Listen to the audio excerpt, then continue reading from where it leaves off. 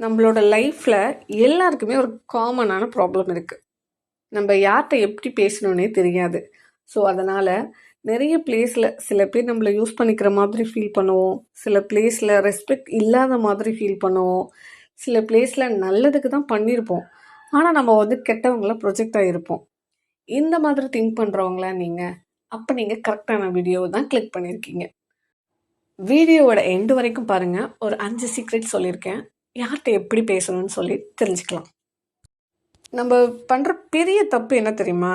நம்ம எல்லாத்தையுமே ஒரே மாதிரி தான் பேசுவோம். நான் ஹானஸ்டாக தான் இருக்கேன், எதுவாக இருந்தாலும் ஸ்ட்ரைட்டாக தான் சொல்கிறேன் அப்படின்னு. ஆனால் ரியாலிட்டி என்னென்னா, எல்லாருமே ஒரே மைண்ட் செட்டில் இருக்க மாட்டாங்க. சில பேர் அட்வைஸ் கேட்குற மாதிரி கேட்பாங்க, நம்மளோட பின்னாடி போயிட்டு ஜட்ஜ் பண்ணுவாங்க. சில பேர் ஃப்ரெண்ட்லியாக பேசுகிற மாதிரி இருக்கும், ஆனால் நம்ம மேலே ரெஸ்பெக்டே வச்சுக்க மாட்டாங்க. அதனால தான் பல பேருக்கு இந்த ஸ்டேஜில் ஒரு ஃபீலிங் வரும், நான் நல்லதுக்கு தான் பேசினேன், ஆனால் அவங்க ஏன் என்னை சீரியஸாக எடுத்துக்கல அப்படின்னு சொல்லிட்டு. ஒரு உண்மையை சொல்லணும்னா, ப்ராப்ளம் நம்ம பேசுறது இல்லை, யார்கிட்ட எப்படி பேசணும்னு நமக்கு தெரியல. நம்ம என்ன பண்ணுறோன்னா எல்லாத்தையுமே ஓப்பனாக பேசிடுறோம். ஆனால் இந்த வேர்ல்டு அப்படி கிடையாது. சில பேர் நம்ம வீக்னஸ் பார்த்து யூஸ் பண்ணிப்பாங்க. சில பேர் நம்மளோட வேர்ட்ஸை யூஸ் பண்ணி ஜட்ஜ் பண்ணுவாங்க. சில பேர் நம்ம ரொம்ப கைண்ட்னஸாக இருப்போம்ல, அதை அட்வான்டேஜாக எடுத்துப்பாங்க. அதனால தான் சில டைமில் நமக்கு இப்படி ஃபீல் ஆகுது, நான் நார்மலாக தான் பேசினேன், ஆனால் இது எப்படி ப்ராப்ளம் ஆயிடுச்சு அப்படின்னு சொல்லிட்டு. ரீசன் ரொம்ப சிம்பிள் தான். நம்ம லைஃப்பில் எல்லார்கிட்டையும் ஒரே மாதிரி பேசணும் அப்படின்னா ரெஸ்பெக்ட் மெயின்டைன் பண்ண முடியவே முடியாது. சில பேர்கிட்ட கிளியராக பேசணும், சில பேர்கிட்ட லிமிட்டாக வச்சு பேசணும், சில பேர்கிட்ட ஸ்பாயில் பண்ணிவிட்டு சைலண்ட்டாக போயிடணும். இந்த சின்ன அண்டர்ஸ்டாண்டிங் இல்லைன்னா நம்மளை புரிஞ்சுக்காமல் நம்மளை யூஸ் பண்ண ஆரம்பிச்சிருவாங்க. என்னென்ன சீக்ரெட்ஸ்ன்னு சொல்லிட்டு பார்க்கலாமா? வாங்க பார்க்கலாம். ஃபஸ்ட்டு சீக்ரெட் என்ன தெரியுமா? எல்லார்கிட்டேயும் நம்மளோட பர்சனல் லைஃப்பை ஷேர் பண்ணக்கூடாது. லைஃப்பில் நம்ம பண்ணுற பிக்கஸ்ட் மிஸ்டேக் என்ன தெரியுமா?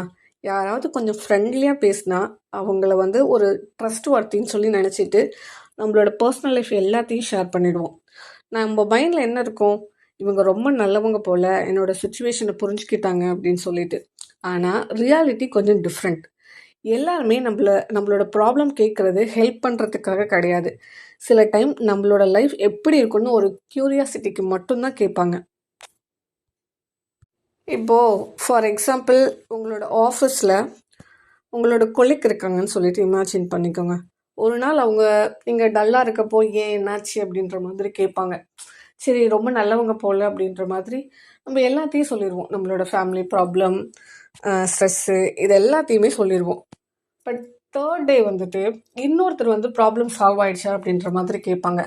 அப்போது இப்போ என்னோடய சீக்ரெட் அவங்களுக்கு தெரிஞ்சு அப்படின்ற மாதிரி ஃபீல் பண்ணுவோம். ரீசன் ரொம்ப சிம்பிள் தான். நம்ம ஷேர் பண்ண விஷயம் ஆல்ரெடி 2-3 பேர்கிட்ட போய் ரீச் ஆகிடும். அதனால் ஃப்ரெண்ட்லியாக பேசுகிறவங்க எல்லாருமே க்ளோஸ் பர்சன் கிடையாது. கொஞ்சம் டிஸ்டன்ஸ் வச்சு பேசினா தான் நம்மளை நம்ம ப்ரொடெக்ட் பண்ண முடியும். 2வது சீக்ரெட் என்ன தெரியுமா?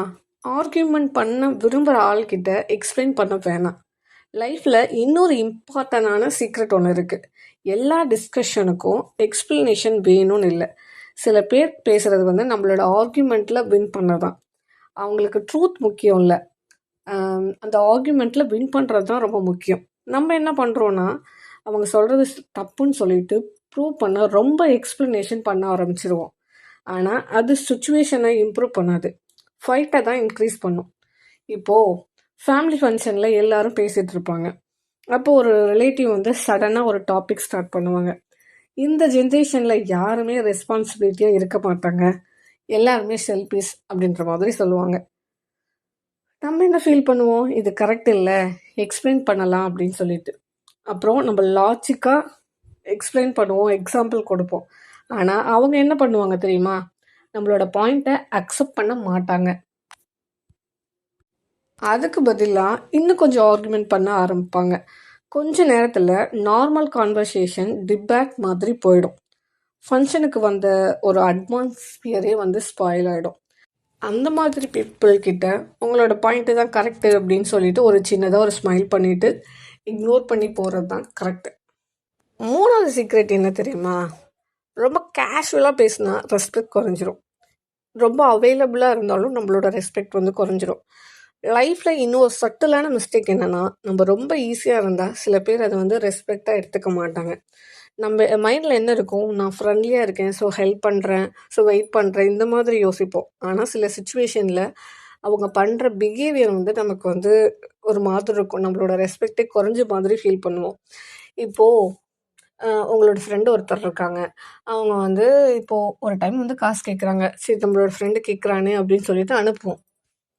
அதே தான் ரிப்பீட் ஆகும். கேட்டுக்கிட்டே இருப்பாங்க. காசு கேட்கறதுக்காக மட்டும் தான் பேசுவாங்க. இந்த மாதிரி ஃபீல் பண்ணியிருக்கீங்களா? அப்போது அந்த இடத்துல நம்மள யூஸ் பண்ணிக்கிறாங்க. நமக்கு ரெஸ்பெக்ட்டே கிடையாது.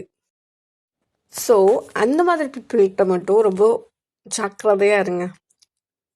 4வது சீக்ரெட் என்ன தெரியுமா? சில சுச்சுவேஷனில் சைலன்ஸ் தான் பெஸ்ட் ரிப்ளை. லைஃப்பில் எல்லாத்துக்குமே ரிப்ளை கொடுக்க வேண்டிய அவசியம் கிடையாது. நம்மள பற்றி யாராவது கமெண்ட் பண்ணால், ஜோக் பண்ணால், இல்லாட்டி கொஞ்சம் டிஸ்ரெஸ்பெக்ட் பண்ணால் இம்மிடியேட்டாக ரெஸ்பாண்ட் பண்ண தோணும். நம்ம என்ன நினைப்போம், இதுக்கு இப்போவே ரிப்ளை கொடுக்கணுமா, இல்லைன்னா நான் வீக்குன்னு நினச்சிப்பாங்க. ஆனால் ரியாலிட்டியில் சில சுச்சுவேஷனில் சைலன்ஸ் தான் ஸ்ட்ராங்கஸ்ட் ரிப்ளை.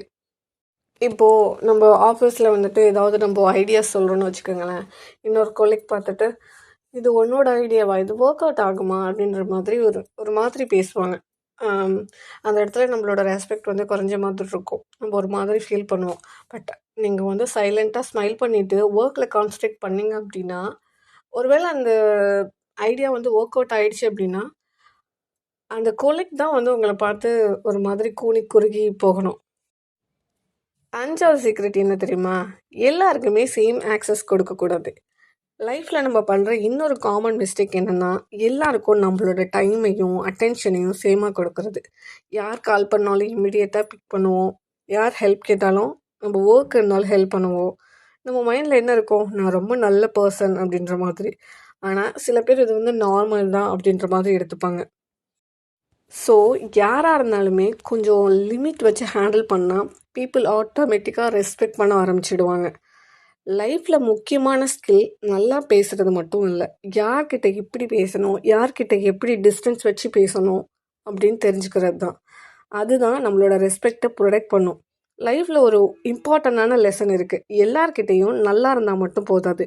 யார்கிட்ட எவ்வளோ ஷேர் பண்ணணும், யார்கிட்ட எவ்வளோ எக்ஸ்பிளைன் பண்ணணும், யார்கிட்ட எப்படி டிஸ்டன்ஸ் வச்சு பேசணும், இந்த அண்டர்ஸ்டாண்டிங் வந்தால் தான் நம்மளோட லைஃப் வந்து காமாக இருக்கும். இல்லைனா என்ன நடக்கும் தெரியுமா? பேசினாலும் மிஸ் அண்டர்ஸ்டாண்டிங் தான் வரும் அந்த பிளேஸில். நம்ம ஹெல்ப் பண்ணாலும் வேல்யூவே கிடைக்காது. ஸோ யார்கிட்ட எப்படி பேசணும் தெரிஞ்சுக்கணும். உங்கள் லைஃப்பில் இப்படி இருக்க ஒரு பர்சன் இருக்காங்களா? ரொம்ப கேஷுவலாக பேசி உங்களை சீரியஸாக எடுத்துக்காத ஒருத்தர். அப்படி இருந்தால் எஸ்என் கமெண்ட் பண்ணுங்கள். இந்த மாதிரி வீடியோஸ்க்கு keep in touch and thank you.